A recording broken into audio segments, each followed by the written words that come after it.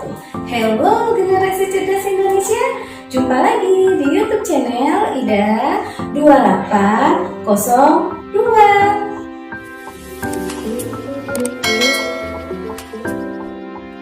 Kita awali pertemuan kita hari ini dengan membaca Basmalah. Bismillahirrahmanirrahim.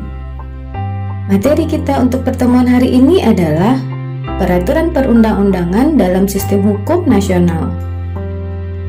Silahkan menyimak uraian materi berikut ini. Hal pertama yang harus kita ketahui adalah pengertian peraturan perundang-undangan. Tahukah Ananda apa itu peraturan perundang-undangan? Ya, menurut Undang-Undang Nomor 12 Tahun 2011, peraturan perundang-undangan adalah peraturan tertulis yang memuat norma hukum yang mengikat secara umum dan dibentuk atau ditetapkan dalam peraturan perundang-undangan. Dalam konteks negara Indonesia, lebih singkatnya, definisi peraturan perundang-undangan adalah peraturan tertulis yang dibentuk oleh lembaga negara atau pejabat yang berwenang dan mengikat secara umum. Tata urutan peraturan perundang-undangan menurut Undang-Undang Nomor 12 Tahun 2011 adalah: yang pertama, Undang-Undang Dasar Negara Republik Indonesia tahun 1945 merupakan dasar hukum tertinggi di Indonesia yang dijadikan sebagai acuan dalam peraturan perundang-undangan lain di bawahnya. Yang kedua, ketetapan Majelis Permusyawaratan Rakyat atau yang biasa kita dengar dengan TAP MPR adalah sebuah produk legislatif yang merupakan keputusan musyawarah, baik yang berlaku dalam majelis maupun di luar majelis. Yang ketiga, undang-undang atau perpu. Tahukah Ananda beda antara undang-undang dengan perpu? Nah, kalau undang-undang itu adalah peraturan perundang-undangan yang dibentuk oleh DPR dengan persetujuan bersama Presiden. Sedangkan perpu adalah peraturan yang ditetapkan oleh Presiden dalam hal ihwal kegentingan yang memaksa. Jadi perpu ini dibuat dalam keadaan yang memaksa. Yang keempat, peraturan pemerintah, yaitu peraturan perundang-undangan yang ditetapkan oleh Presiden untuk melaksanakan undang-undang sebagaimana mestinya.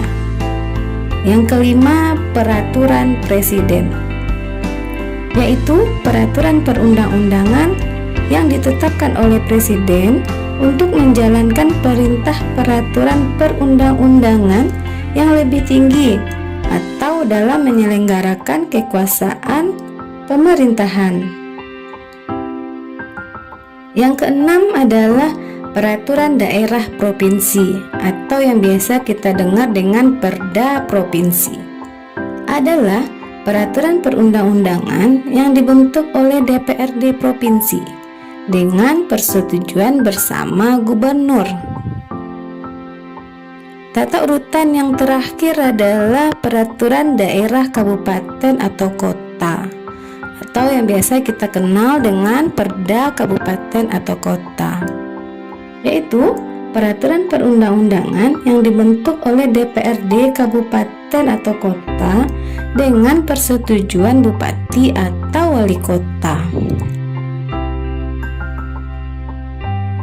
Terdapat beberapa sifat peraturan perundang-undangan yang harus terpenuhi dalam pengajuan suatu peraturan undang-undang di negara Republik Indonesia.